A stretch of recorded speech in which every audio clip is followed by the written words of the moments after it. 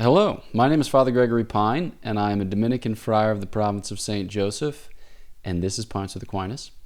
And in this episode, I'd like to talk about our relationship with our cell phones, because it's hugely important. Not only is it true, or not only is it the case, that cell phones command a lot of our attention, but also they fundamentally alter the way that we interact with reality. And as a result of which, we need to be attentive to how we use them, so that way we can be virtuous, even here and now in the 21st century with all kinds of wild temptations and strange distractions. So let's get after it. Party on. Here we go. Okay, so when thinking about our cell phones, I'm not entertaining the question of whether or not we should have cell phones. I know some people like to entertain that question. Sometimes I let myself go and I entertain that question. But the point is not to be a Luddite, say all technology is bad because it's new and because people formerly did this thing manually and now they do this thing technologically, and heaven forfend. So I'm not thinking about that. But what I am thinking about is the fact that cell phones are, and that we live in a world in which it's largely expected that you have a cell phone and that you interact with your cell phone in some mildly well-adjusted way. So how do we do that? Well, I think about most things at the level of habituation, that is to say, the forming of habits. So if you form good habits, you're forming virtues. If you form bad habits, you're forming vices. In short, a virtue is a stable or permanent disposition of mind and heart, which helps you to act for good in a way that's easy, prompt, and joyful. So the point of cultivating virtue is in fact freedom. The point is to become more of a human being, more of a virtuoso. So the point isn't to oppress or repress or suppress, simply so called. The point is to draw out from your heart the things that you genuinely love, so that way you can engage with them more fruitfully, and then to be honest about those other things that you love, which might threaten to overwhelm you, and then put them in the proper place. Okay, so when we're talking about cell phones, you have to say at the outset that these things are super attractive because they're great. They're awesome. You can do all kinds of things with your cell phones. So they're super practical, but they're also super delightful insofar as they're brightly colored and oftentimes bring you entertainment at a moment's notice. And they offer you control too. So a lot of people want to feel that they are in control of certain situations, whether you're caught in traffic or you're waiting for a friend or you're lost in the wilderness. It can be terrible to be a human being, but when you have a cell phone, you're like, yes, it is less terrible. Okay, so those are all good things. That is my affirmation. But I think there's a sense in which cell phones can threaten to undermine our contemplative lives. So this is a thing that I return to. This is a point that I return to often, that we're called to be contemplatives. You are a human being before you are a human doing. But stop, Gregory. Okay, here we go. So what do I mean by that is that we, as human beings, are called to the life of heaven, and the life of heaven is characterized by the knowledge and love of God. But the thing about heaven is there's nothing further to be done with it. Heaven doesn't exist to be controlled or manipulated. It exists to be contemplated. When I speak of heaven here, you see that I'm speaking of God, all right, and our enjoyment of God. So as the end is, so the way to the end should be. All right, as the goal is, so should the means be. So our lives should reflect our contemplative destiny, and if they don't, then we're living a kind of incoherence. And the thing that I'm concerned about with cell phones, I made a similar point about modern music and films, but the thing that I'm concerned about with cell phones is that they threaten to undermine, man, I wish I could, never mind, here we go. They threaten to undermine our contemplative lives. So I'm just going to identify some ways in which that's true, but basically I'm just going to give you 5 practical tips for having a healthier relationship with your cell phone so that you stand a better chance at living the contemplative life to which you are called. Okay, boom. So the first, create some distance. All right?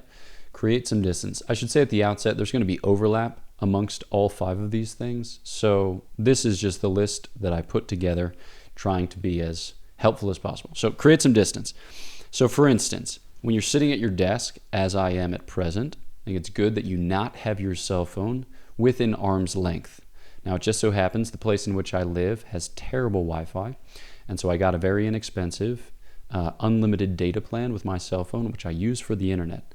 I could connect by hotspot, but I choose to connect by USB tethering, and as a result of which, my phone is close at hand, and I suffer the effects of that because I check it more than I would ordinarily.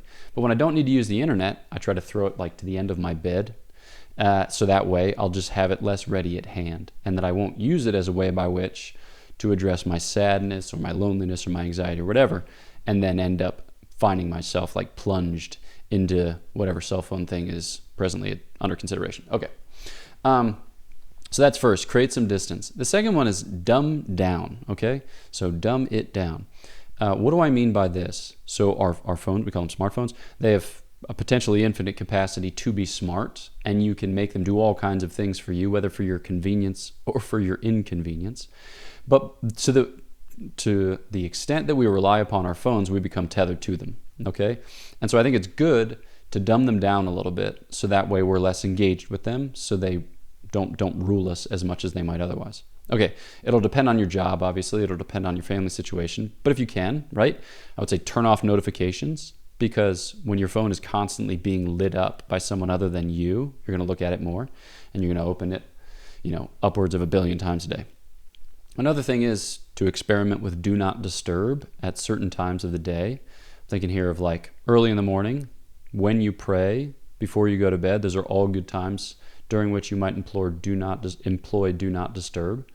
So there's a kind of anxiety that crops up, like what if I miss something, or what if somebody needs me, or what. Very rarely does that come into play. And you can actually tinker with the settings of your do not disturb such that it silences just what you want it to silence and lets go the other things that you want it to let go. Another thing I would say is you can delete some apps. So I think it's good when you pare your phone down to just the things that you use. Just like it's good to pare your, your library down to just the things that you use. Otherwise, we just get in the habit of holding on to things. We kind of become digital hoarders, and then our digital space gets cluttered, and as a result of which, our souls can tend to get cluttered. So you might think of every possible app that you ever downloaded, and unto ages of ages, and how very many of them you don't use at present, but how that still kind of crowds your digital space. Another thing you might do is to change your phone settings such that it displays in black and white. Obviously, colorful things are more pleasant to look at. Black and white things, less so. If the goal is to look at it a little bit less so that you can engage with your real life a little bit more, maybe black and white is a way to go.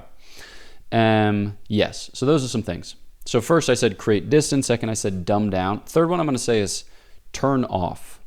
Okay, turn off. Not only is that good for the health of the machine, as we know from our computers, there are some people who just never turn off their computers, and they tend to die faster because it's always working, and as a result of which the fan, the heat, the ... I don't know how this thing works, but there's something, I don't know, I don't get it.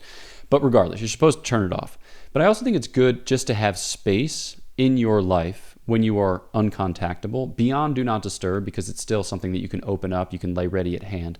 But when you turn it off, like with an iPhone, it takes a good 15 seconds for it to boot up, and that creates a little bit of space. And I think it's especially good to do so at night. There's something about trying to sleep when things around you are purring and whirring, which is unsettling, and as a result of which, you just get less quality sleep, you're more tired the next day, you're more likely to engage with your phone as a way by which to hobble through what remains of your work, ... You see where this is going. So I think you want to be, when you're engaged, you want to be engaged, but when you're disengaged, you want to be disengaged. And one way to signal that is to turn off your phone. Otherwise, right, then it's a temptation if you wake up in the middle of the night rather than to go back to sleep and get those quality hours that you might need. It's to look at your phone, and then you start checking up on things, and then you get stirred up, and then you never fall back to sleep. All right, so a continuation then of this. The fourth point is to fast from your phone at times. You might have read the book, The Tech-Wise Family. I read it recently. I think the authors, it's a mother and father, a husband and a wife who have children, their family they're describing. I think it's the Crouch family. But they say that you should fast from your technology for 1 hour a day, for 1 day a week, and for 1 week a year, I think is what they set down as a good guideline. But yeah, I think you can think about it in terms of a fast, or you can think about it in terms of a retreat. But with your phone, I think the end of the day and the beginning of the day is a good time that you might fast from it. So as you wind down, it can be a temptation to bring your phone with you into bed. Temptation. It's not a sin to bring your phone with you into bed, but you're going to get less sleep than you want if you bring your phone into your bed. You might say to yourself, oh, well, I like to say Compline as a way to wind down, and it's nice to do it in bed. That's fine. That's noble. But I would say it's better, if you're going to pray it on your phone, to pray it in a chair, leave it there, and then get in bed, and then read some printed book, okay? Even one that's just a little bit boring, so that it facilitates the falling asleep. But yeah, again, the beginning of the day is a good time not to look at your phone. And I think that you can think about it in terms of a morning offering. So when you wake up, you want to be recollected in God's holy presence. Lord, I offer you this day, etc. But if the first thing that you do, your first instinct, is to pick up your phone and look at who won the most recent NBA playoff game, then you're recollecting yourself in something else. It's not necessarily something evil. It's just something that's not God. And so it kind of puts the cart before the horse, or it puts the secondary before the primary, and then it begins a kind of pattern of distraction which can hound you throughout the entirety of the day. So a corollary of this is I wouldn't use your phone as an alarm clock. I would buy a separate alarm clock for the precise point that you won't have to engage with your phone at the beginning of the day. And then my fifth one is use alternate means. Okay, so when we're always using our phone, we expect, and others come to expect, instantaneous responses and kind of perfect digital engagement. But the problem with that is it usually creates anxiety and impatience, a kind of intolerance, and even an anger.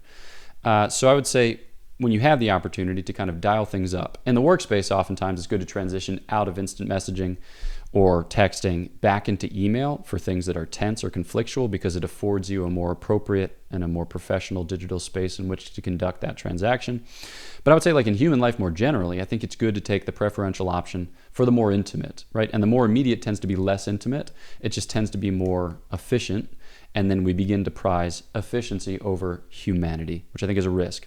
So I'd say when you have the opportunity to dial up to email, or even to phone call, or even to letter writing, whatever it is. That sounds a little oldie-timey, antiquated, but I think it's a good way to ensure that we don't just live on our phones as the discourse is gradually undermined, kind of eviscerated by virtue of the fact that we're just trying to transact or control or manipulate in as quick a way as possible.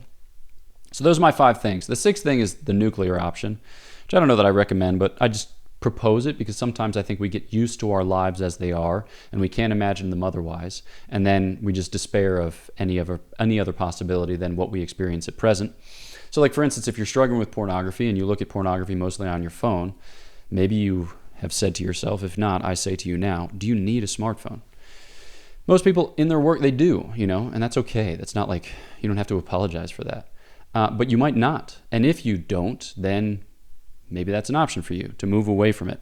Recall that a smartphone it's for your convenience primarily. You're the one who bought it. You're the one who uses it. In certain business situations, it's different, right? But yes, the logic of it is such that it's also for the other party's convenience. But you should keep in mind that it's first for your convenience, not because you're selfish, but because you have a responsibility for yourself before you have a responsibility for others. And if you find that your cell phone has become an obstacle to your growth and holiness, then maybe it's time to re-envision your life. I think about it as the moral furniture of your interior life. When you moved into college, maybe you decided whether you wanted to leave your beds side by side or bunk them or loft them. But after you made that initial decision, you probably never really thought again about changing it. Even if you saw other people's rooms and you're that's cool, you weren't I'm going to do that with my room. You're that's already set. So I think sometimes we just get used to the moral furniture of our interior life and its present configuration. And sometimes we need to say that's cool, the way that another person is living. Maybe I should reconfigure according to the standard that they have set. And the nuclear option can be good for that. So yeah, those are some thoughts. Those are mostly inspired by a friend. So I take credit for next to none of them. But yeah, a good place to start, and a better place to continue. That is what I prepared to say. So if you haven't yet, please do subscribe to the channel. This is Pints with Aquinas. Push the bell and get sweet email updates when other cool things come out. Also, we talk about stuff like this a lot on the podcast Godsplaining. We recently added an episode called Our Screens, Our Souls, which got pretty good play. So you might check that out as well for further resources. And then lastly, but not leastly, that word doesn't exist. The Dominicans in my province are hosting the Dominican Rosary Pilgrimage on September 30th in Washington, D.C. at the Basilica of the National Shrine of the Immaculate Conception. And there's going to be praying and preaching and processing and all kinds of good things.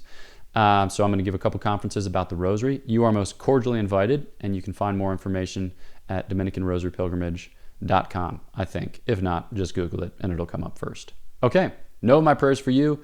Please pray for me, and I look forward to chatting with you next time on Pints with Aquinas.